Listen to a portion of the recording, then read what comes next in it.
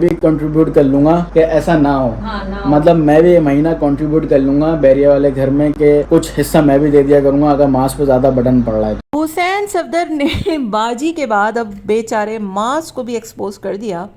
और वो बात जो कि इतने टाइम से हम जानने की कोशिश कर रहे थे कि बहरिया टाउन से ये तीनों भाई अलग क्यों हुए, हुसैन ने अपनी वीडियो में खुद ही सुना दी। हुसैन ने बताया कि जब बहरिया टाउन में सब अलग हो रहे थे तो हुसैन का गेमिंग चैनल था और उसने पापा से कहा था कि मैं भी इस घर में कंट्रीब्यूट करने को तैयार हूँ क्योंकि मास पर बहुत बर्डन आ रहा है। तो दरअसल कहानी ये थी कि उस पूरे घर का जो खर्च था वो मास अकेला चला रहा था और भाइयों की शादियों के बाद बच्चों के बाद भी अगर आप एक ही बंदे पर इतना बर्डन डालोगे तो वो कब तक बर्दाश्त करेगा।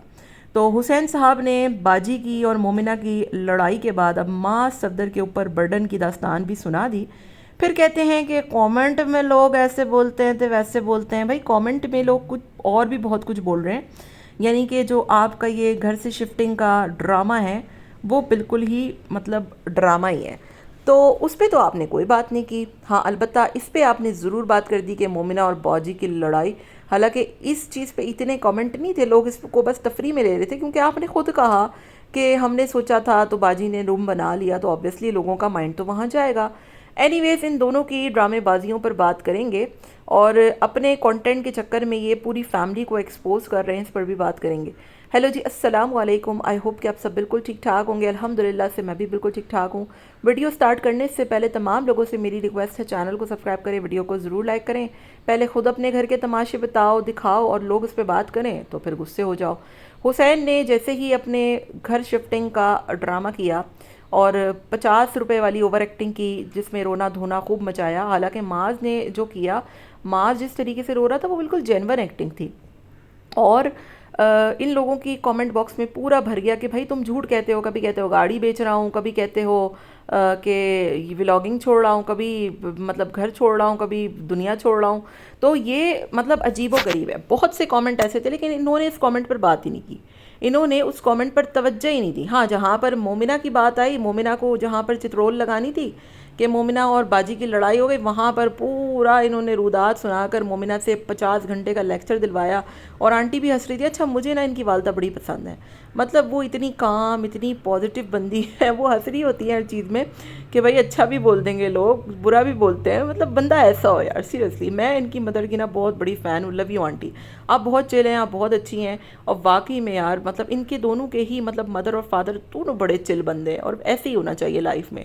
वो मोमिना उधर रो रही है, पिट रही है, लोगों को दुआएं दे रही है, तुम लोगों के साथ भी ऐसा हो रहा है, ऐसा हो रहा है। उधर वो आंटी उधर शुगर लगा रही हैं कि भाई अच्छा भी बोल देंगे, नहीं मोमिना बड़ी अच्छी है, मोमिना ने नहीं कराया, मोमिना ने ऐसे नहीं कराया, मोमिना ने वैसे नहीं कराया। और वैसे मोमिना की क्या मजाल कि वो बाजी से या फरिया से लड़े, क्योंकि आपको पता है कि ये इतने फाइनेंशियल स्ट्रॉन्ग नहीं है।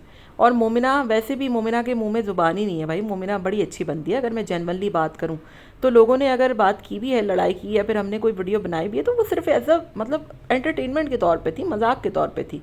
क्योंकि आप लोगों ने खुद बोल दिया कि भाई बाजी आई तो हमने सोचा था तो हमारी छतें टपक रही है, ये कोई वजह है? और अब कह रहे हैं कि पापा ने बोला, पिछली वीडियो में कह रहे थे हमने पापा को बताया। अभी पहले आप खुद सोच लें कि किसने किसको क्या बोला और किसने किसको क्या किया। ये हुसैन जो है ना बड़ा चमाड़ बंदा है, मतलब अपनी बीवी को ही आगे कर देता है और खुद पीछे हो जाता है, जैसे वो शाद युसरा के साथ करता है। युसरा समझ गई है उसकी चालों को, लेकिन आप भी समझ जाइए मोमिना, ये सारी जो चुल है ना ये इसकी होती है हुसैन की। और फिर लोग आप पे बातें शुरू करते हैं तो फिर जो है वो ये आपको आगे कर देता है। हालांकि उस वीडियो में आधे से ज़्यादा कमेंट ये थे कि आप लोग जो है वो बिला वजह का ड्रामा कर रहे हैं, आप लोगों ने कोई अलग नहीं होना। क्योंकि हुसैन ने जब ये शिफ्टिंग का सारा हुआ था तो उसी वक्त कह दिया था कि मैं कभी भी पापा से अलग नहीं हूँगा। और ये भी कहा था कि पापा ने भी कहा था कि जब तक ये फाइनेंशियल स्ट्रॉन्ग नहीं हो जाता, ये इस काबिल नहीं हो जाता कि ये अलग रह पाए, मैं इसको अलग नहीं करूँगा। और अब आप उस घर में से अलग हो जाएंगे तो उस घर में रहेगा ही कौन? दो बच्चियाँ और अंकल आंटी। तो मतलब मुझे नहीं लगता कि अंकल कभी भी आपको अलग करेंगे, ये सिर्फ आपका एक ड्रामा है और आपने कंटेंट के लिए सारा कुछ खेल रचा। एनीवेज इस बात को करते हैं ख़त्म। दूसरी बात करते हैं कि बहरिया टाउन वाले घर की एक हकीकत जो है वो खुल गई। और जो इतने टाइम से लोग पूछ रहे थे कि भाई आप लोग अलग क्यों हैं, आप लोग एक साथ क्यों नहीं होते, आप लोग अपना घर क्यों नहीं खरीदते, तो हुसैन ने बता दिया कि भाइयों में नाइत्तफाकी हो गई थी, पूरे घर का खर्चा बेचारा माज उठाता था और अंकल को ये बात पसंद नहीं कि एक भाई पूरे घर का खर्चा उठाए। और उसूलन भी ये बात बिल्कुल ठीक नहीं है, चाहे भाई करोड़पति अरबपति क्यों ना हो।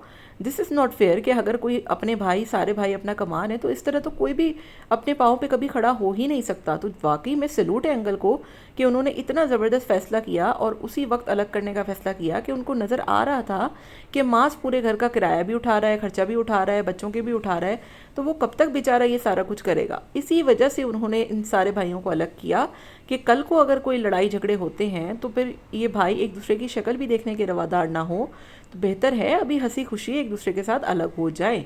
तो ये बहुत अच्छा फ़ैसला था अंकल का और आज मैं वाकई में दिल से बड़ी खुश हूँ कि चलो गलती से ही सही या फिर इनडायरेक्टली ही सही, हुसैन के मुंह से असली बात निकली कि वहाँ पर सारा मसला ही कंट्रीब्यूशन का था।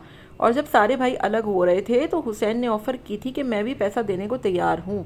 तो मुझे नहीं पता कि शाज़ का क्या सीन था या फिर वो करने को तैयार था या नहीं, लेकिन शाज़ ने अपनी खुद की वीडियो में भी इस बात की तस्दीक की है कि इस घर का पूरा ख़र्चा, हर चीज़ माज उठाता था, उन्हें इस चीज़ की कोई ख़बर ही नहीं होती थी। यानी आप ये देखें कि माज बहैसियत एक दिल कितना अच्छा इंसान है कि वो इतने टाइम तक इस पूरे घर का खर्च उठाता रहा। बैरिया टाउन में ये लोग कोई नहीं साल डेढ़ साल तो रहे ही होंगे और वहाँ पर लाखों रुपए तो आप सोचें कि सिर्फ रेंट की मद में जाता होगा। तो इस चीज़ के लिए वाकई में मास को सलूट है यार कि वो इतने टाइम तक इन भाइयों का खर्च उठाता रहा, बहनों का, अम्मी का, अब्बू का। और फिर जब अंकल ने देखा कि उस पर हद से ज़्यादा बर्डन है तो फिर उन्होंने फ़ैसला किया कि सबका अलग हो जाना ही बेहतर है। बाकी रही बात हुसैन की, तो वो मंजन बेच रहा है, ऐसा कुछ नहीं होने वाला कि वो अलग होगा, क्योंकि इस घर को चलाने में भी हुसैन का बहुत बड़ा हाथ है।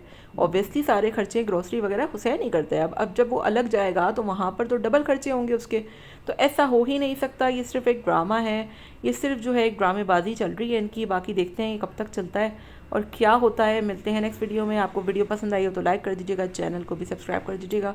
Till then take care, tata bye bye, अल्लाह हाफिज़।